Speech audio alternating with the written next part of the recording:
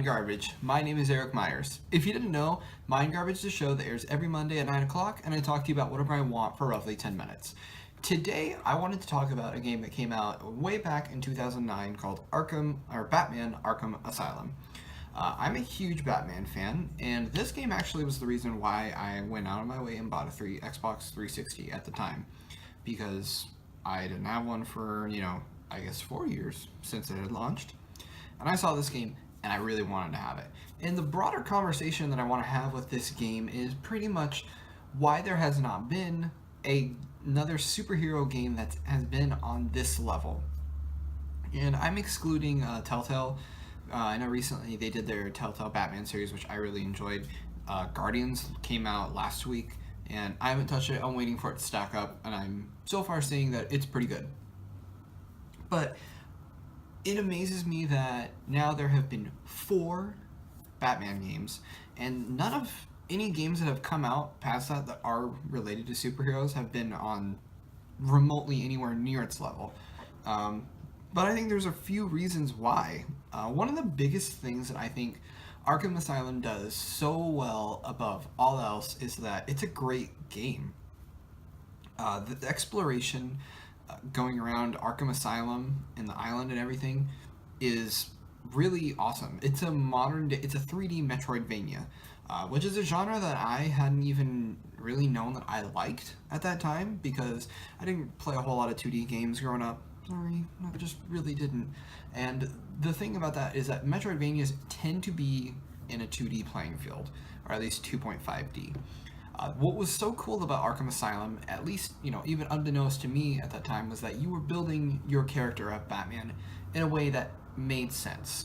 You're getting upgrades and everything, and it was sort of like, I have this grappling hook.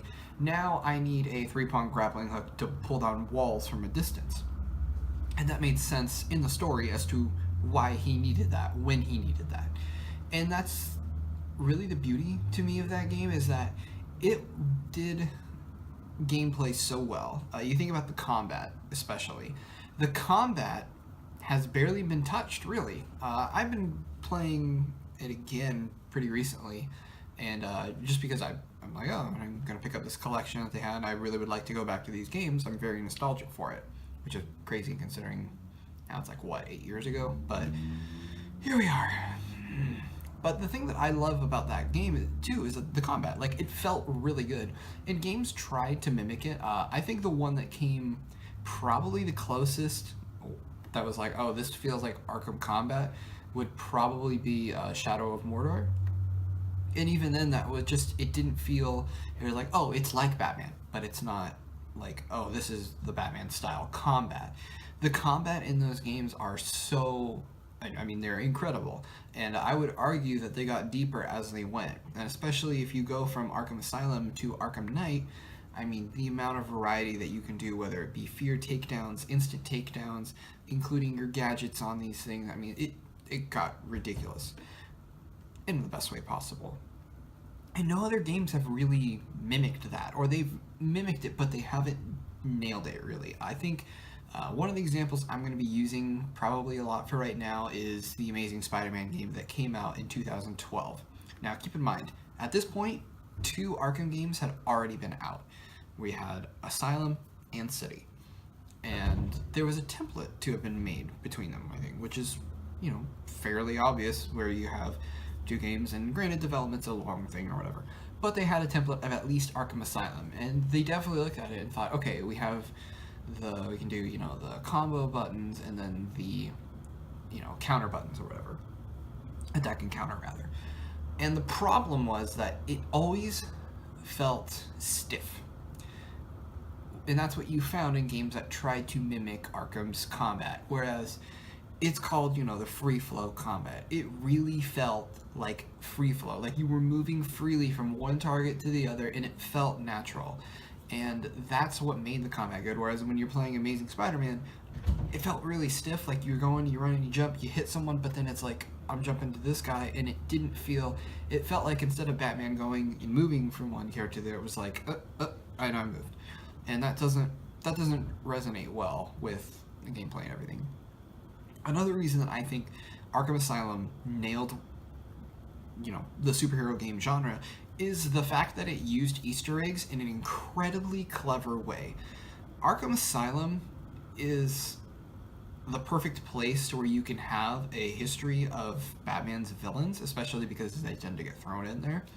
And it made sense to have the Riddler being, the one that taunts you. And it got to the point where it was like, dude, how the heck did you manage to find the time to build an underground racetrack all throughout Gotham City, on top of all these trophies and these freaking riddles and everywhere? It was excessive. But Asylum, it was a great blend of, okay, here's a few things that I need to scan, here's some trophies I need to pick up, and that's it.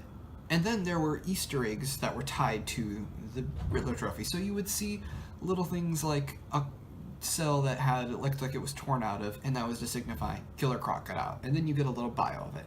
And all that stuff was fan service that was done really well. You didn't really see that in any subsequent superhero games following that. I always think of Amazing Spider-Man 2, which I didn't play because it was getting like 3s and 4s. I'm like, I'm staying away from this game. And it has never gotten on sale enough to where I'm like, well, I'll give a dive into this. You didn't have Easter eggs and fan service and things that felt like they made sense. I've seen stuff for Amazing Spider-Man 2 where they literally like, hey, let's throw in Carnage. Oh, you got Kraven the Hunter as well. We're going to throw Kingpin, Green Goblin, all these people. And it was just thrown in and just kind of shoehorned in there. Where Arkham did it to where it was, hey, this is done by a team of people that really, really care. And that's even something that I noticed at the time, was that this was like a love letter to Batman fans. Especially myself being a huge Batman fan, seeing little things like, Catwoman's whip, and like just a dumb little thing, seeing Zask and finding out really about him for the first time, and just seeing like, man, they're going out of their way to build a world here that is frankly already built, but they think about this. Is this really unprecedented that there was a trilogy, and I'm also going to count Origins in there as well, because I think Origins is a fantastic game. And if you want to argue with me, you're free to have your opinion, but you're wrong. But the thing that made that worlds great is that you had 3 games that built their own world of Batman. But it respected the history that was there, and it did it in such a way to where it was like, okay, I believe this. When you're seeing things like in Arkham Knight, and spoilers, when you see the fact that Ra's al Ghul is around, like, that is so cool. The fact that, like, whoa, he's actually, like, he's out there, he's back out there again. And that was what made Asylum great, was there was a sense of history, a lived-in world that you were just finding out about the time, but it made sense in the context of the story.